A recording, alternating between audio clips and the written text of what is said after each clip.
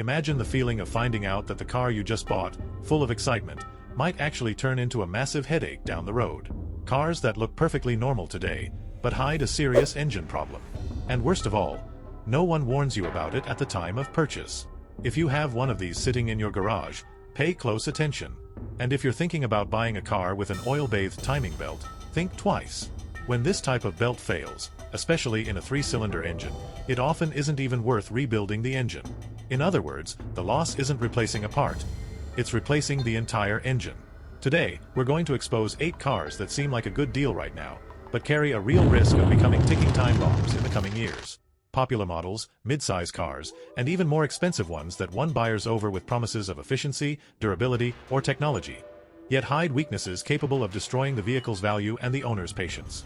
If you own one of these, or you're thinking about buying a used car in 2026, you'd better be careful. Starting in 8th place on our list is a car that was sold as a symbol of simplicity and affordability. The Ford Ka with a 3-cylinder engine. For years, it was marketed as the entry point for people looking to leave public transportation behind and buy their first car. Compact, lightweight, cheap to maintain, and seemingly modern, it looked like the perfect rational choice. The problem is that behind this friendly image lies a mechanical solution that doesn't age well. The 3-cylinder versions use an oil-bathed timing belt. In theory, this means less friction, less noise, and better fuel efficiency.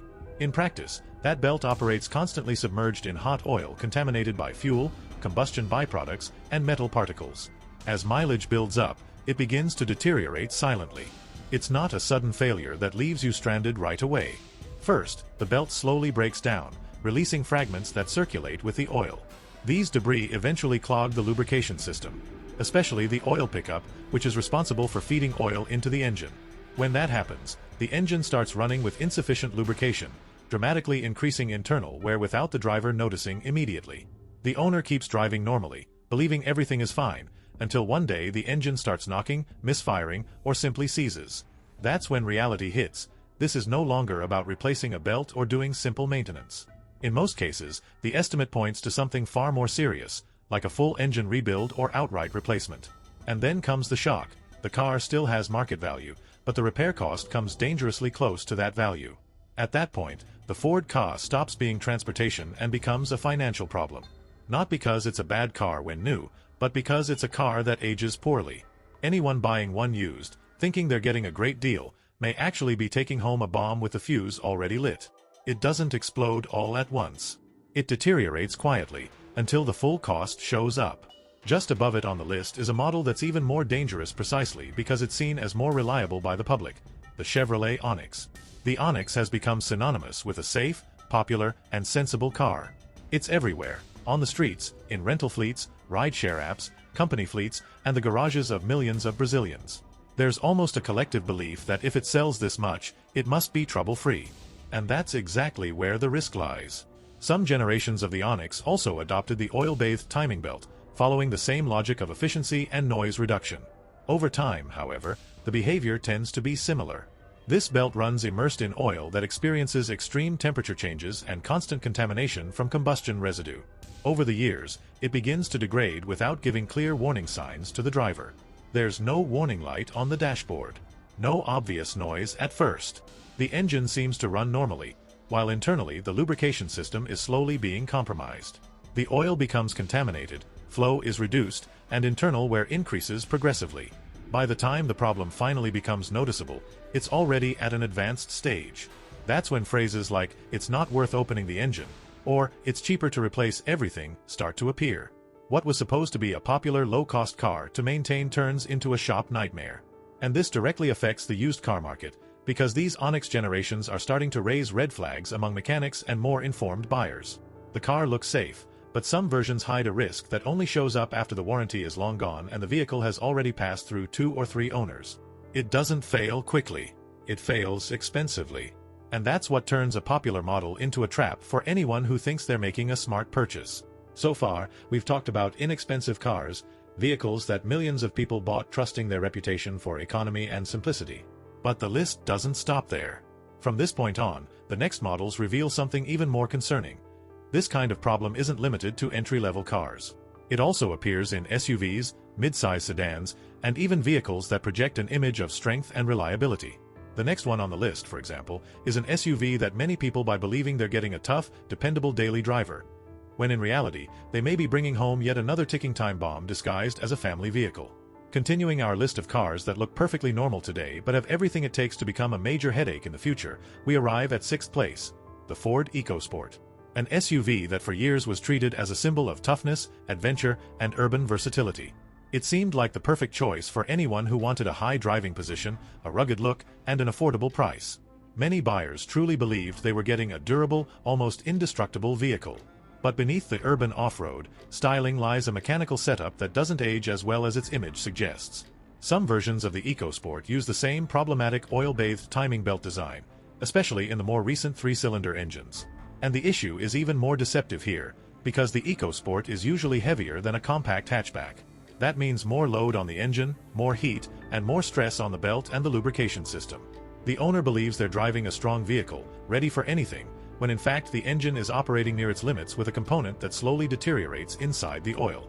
Over time, debris from this belt begins circulating through the system, compromising internal lubrication. The result is the scenario no owner ever wants to hear about: oil pressure loss, premature wear, and in more severe cases, complete engine seizure. And that's where the financial nightmare begins. The EcoSport is still seen as a desirable SUV in the used car market. So many people buy one thinking they got a great deal. But when an engine repair estimate shows up, the cost comes dangerously close to the car's market value. At that point, the tough SUV turns into dead weight in the garage. Not because it was a bad car when new, but because the engineering that once seemed modern now demands a high price as time goes on. Moving one step up, we now enter territory where the danger is even more disguised: the Volkswagen Jetta. Here, the risk doesn't come from being seen as a cheap or basic car, quite the opposite. The Jetta has always been marketed as a more refined, more solid sedan, almost a mini Audi, for those who didn't want to pay premium brand prices. It gives off the impression of a well-built, reliable, long-lasting car. And it's exactly that confidence that makes the disappointment worse. Some generations of the Jetta use engines with technical solutions that are simply too sophisticated for a car that's supposed to be easy to own in the long run. More complex systems, tighter tolerances, and higher repair costs. When everything works, it's smooth, quiet, and genuinely enjoyable to drive. But when things start going wrong, the problem runs much deeper. The issue isn't a single defect that suddenly fails. It's the whole package. More expensive parts, specialized labor, and greater sensitivity to neglected maintenance. On the used market, many of these cars have already passed through owners who cut corners where they shouldn't have: wrong oil, stretched service intervals, cheap aftermarket parts. And it's the next owner who ends up paying the price. The Jetta makes this list not because it fails quickly, but because it ages expensively. It creates the illusion that it's still a higher segment car, when in reality it's already at a stage where any failure turns into a serious budget hit. It's the kind of car that feels great on a test drive, but slowly reveals itself as a problem after a few months of daily use. Right after that, in 4th place, we have an even more emblematic case: the Golf TSI with the 7-speed dry-clutch DSG transmission. This one is practically an urban legend in repair shops. For a long time, it was sold as a sporty, high-tech, modern hatchback. An efficient turbo engine, dual-clutch transmission, lightning-fast shifts, and that unmistakable, true European car feel. On paper, it's fantastic. In reality, it ages like milk left out of the fridge. The main villain here is the dry DSG transmission. Unlike the oil-bathed versions, this system uses dry clutches, which are far more sensitive to heat, stop-and-go traffic, and heavy urban use. In Brazil, where traffic jams and constant stop-and-go driving are the norm, this type of transmission suffers much more than in the European environment it was designed for. Over time, jerks, hesitation, engagement failures, and warning messages on the dashboard begin to appear. The driver thinks it's something minor, maybe just a sensor. But when the diagnosis comes back, the word mechatronics shows up on the estimate, and along with it, numbers that scare even those who bought the car believing they were getting something premium. The worst part is that this problem usually doesn't show up when the car is new. It appears precisely when the Golf enters the most common phase of the used car market, around 7, 8, or 10 years old. In other words, exactly when it becomes affordable for people who always dreamed of owning a Golf TSI. At that point, the car turns into an emotional trap. The owner loves the design, the performance, the legacy of the model, but slowly realizes that every visit to the shop costs far too much for a mid-size hatchback.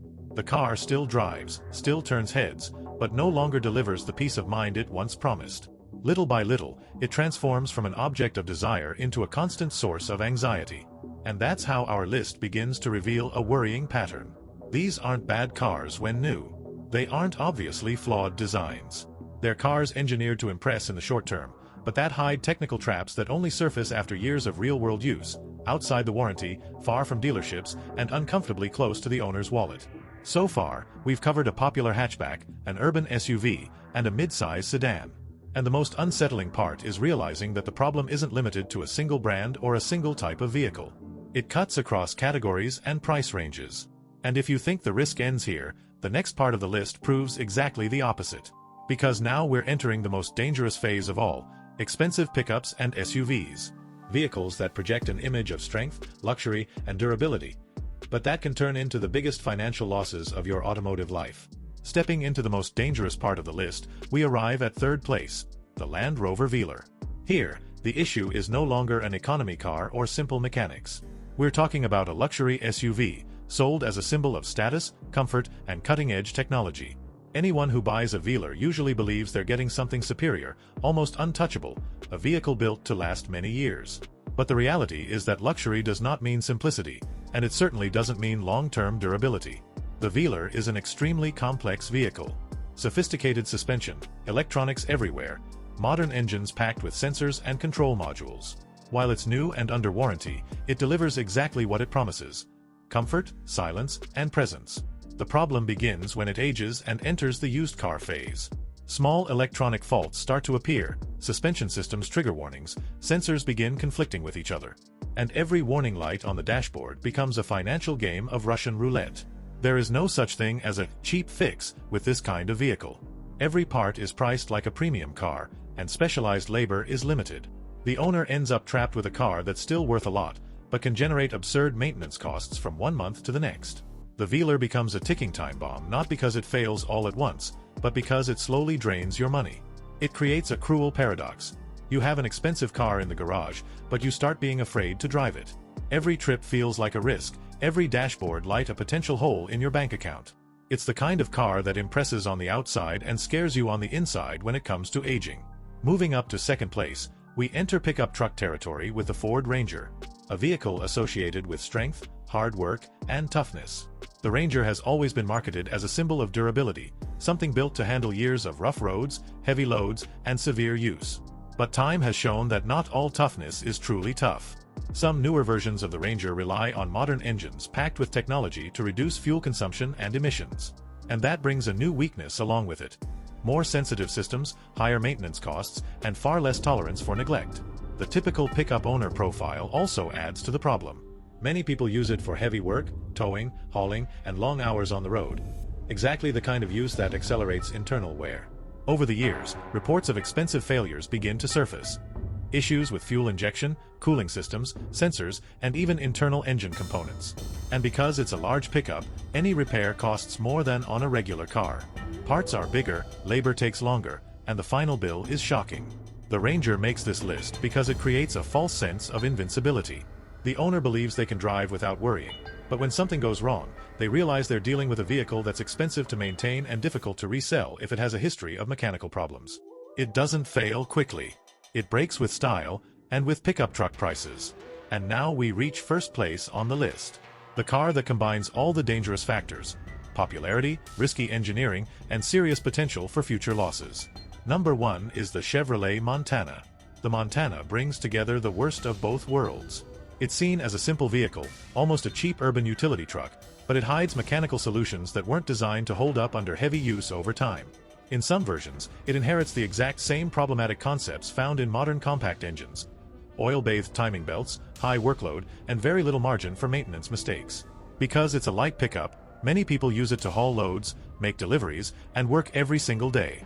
That means it runs more, heats up more, and demands more from the mechanical components. But the internal systems weren't designed to handle that kind of continuous punishment for many years. Wear shows up quickly, and when it does, it's expensive.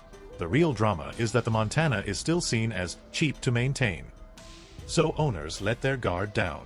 They use the wrong oil, stretch oil change intervals, ignore strange noises. By the time they realize something is wrong, The engine is already compromised. And then it's the same cycle. Either spend a fortune trying to save it, or sell it cheap just to get rid of the problem. It becomes the perfect ticking time bomb because people buy it without fear. Unlike a Velar, which already raises suspicion, the Montana gives off the impression of an honest, simple, reliable vehicle. And that's exactly what makes so many people fall into this trap. In the end, this list reveals a frightening pattern. We're not just talking about bad brands or poorly built cars. We're talking about engineering decisions that prioritized cost, efficiency, and marketing, while sacrificing long-term durability. Cars that work well when they're new, but turn into financial liabilities as they age. If you own one of these vehicles, it doesn't mean it's going to break tomorrow. But it does mean you need to be more careful than ever. Strict maintenance, the correct oil, timely service, and above all, awareness that what seems cheap can become very expensive. Now I want to hear from you. Leave your experience in the comments, because your story might prevent someone else from falling into one of these traps. If this video helped you, hit the like button so this warning reaches more people. Subscribe to the channel so you don't fall into automotive traps, and turn on notifications, because here, we talk about what no one has the courage to warn you about before you buy.